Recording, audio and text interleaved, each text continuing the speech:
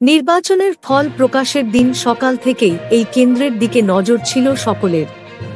সেটি উত্তরপ্রদেশের ফৈজাবাদ। এই লোকসভা কেন্দ্রের অযোধ্যায় রয়েছে রাম মন্দির।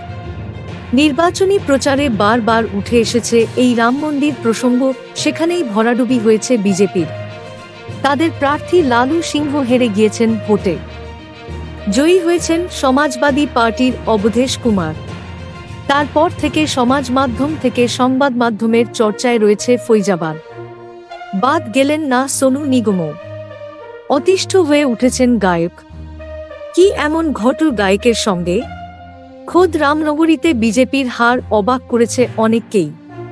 তারপর থেকেই সমাজ মাধ্যমে চলছে বিস্তর কাটাছেঁড়া, তাতেই যেন জড়িয়ে পড়লেন সোনু। এক্স হ্যান্ডেলে সোনু নিগম নামের অ্যাকাউন্ট থেকে একটি পোস্টে লেখা হয় যে সরকার অযোধ্যাকে পুরো নতুনের মতো করে দিল, বিমানবন্দর থেকে রেল স্টেশন সবকিছুতে উন্নয়নের জোয়ার আনল।